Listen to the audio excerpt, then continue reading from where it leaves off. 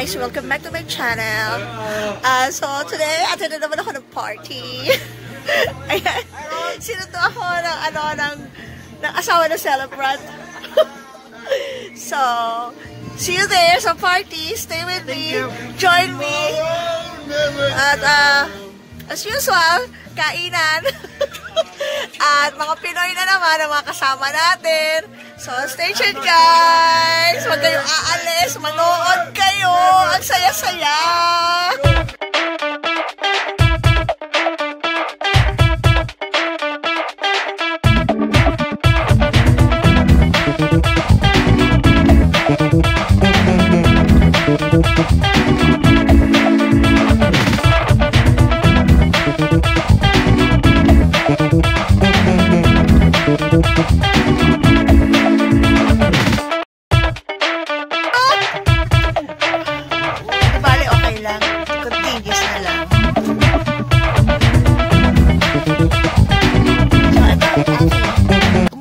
Say hi to my vlog. Suki ka na sa ano ko sa YouTube ko sa vlog ko. Nako. Hello. Ang ganda-ganda naman ng ano. Asa si Elise? Happy birthday, Elise. Ang ganda-ganda naman ng cake. Tay, may natira pa naman kalahati. Oh, ang ganda-ganda naman ng ano. Ayan, ang ganda. Kumusta ka na, Day? Kumusta ka na, Day? Nanonood ka ng video ko? Di ba naka-notif ka, di ba? Kumusta na? Hello, Venus! How are you? Long time. Okay, Kumari. Hi, Kumari. Hello! Chika tayo mamaya. Ang ganda-ganda naman ng ano, pagkakagawa, oh. Very nice. Wow! Ano nga eh? Mamaya. Ay, ang ganda. Ang ganda-ganda na Christmas tree. Ang laki. Hi, Ariane. How are you? Hi, Elise. Siya ang may birthday. Happy birthday to you. Oh, kiss-kiss muna. Kiss-kiss. Ikat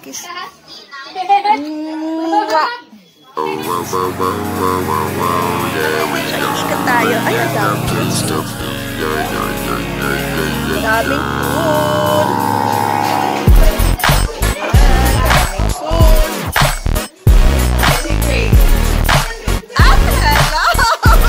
Ayan. Dito na naman ako. Vlog na naman. Hi. Oh. Ayan. Tongit. Tongit ba yan? Hindi. Pusoy. Pusoy uno, pusoy dos.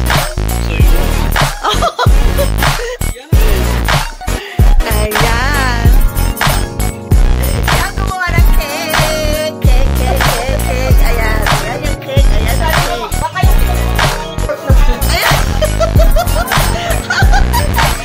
Ayan nakaano na. Oh.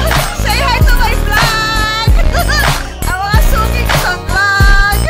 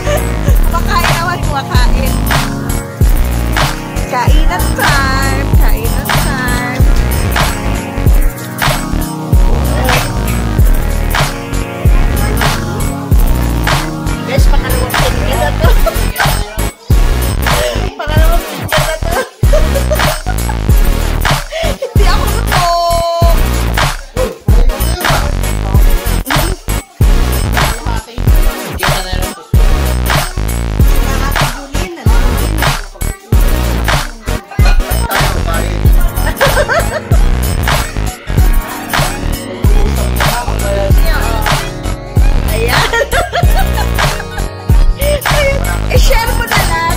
Paki-share na lang sa Facebook.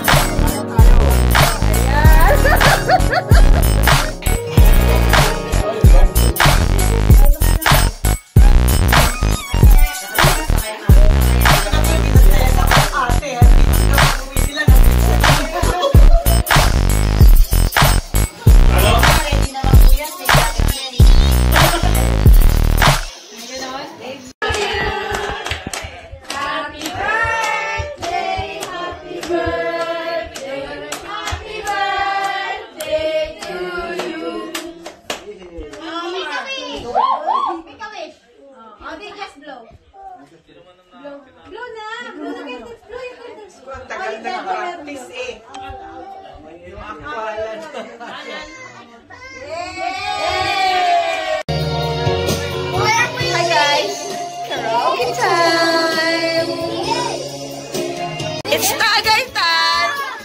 Video yan, video!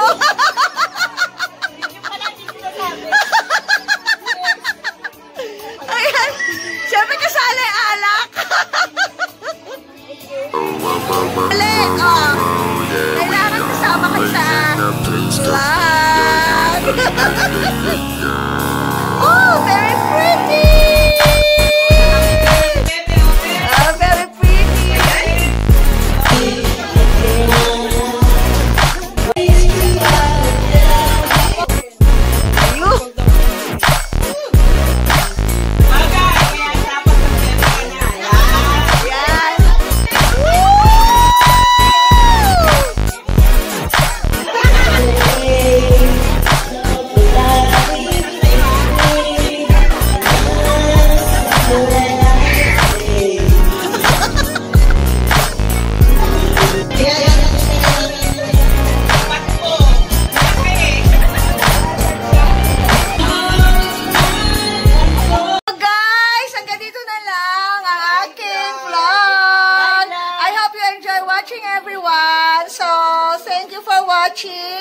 So, ayan na ang grupo. Thank you for having me also. So, bye everyone. Bye vlog. Thank you vlog. Like and subscribe. Like and subscribe. Bye. I feel nauseous, believe me. Never had a lot of shit come easy. Had to work hard, struggle just to be me. Had to rise up just so they could see me. Did what I had to do just to feed me. And what was left over I put towards my dreaming. But the only thing in life that has meaning are the things you gotta work for, believe me. Take into your hands a plan. Your own hands can land your own brand. And damn, I feel like no one takes accountability.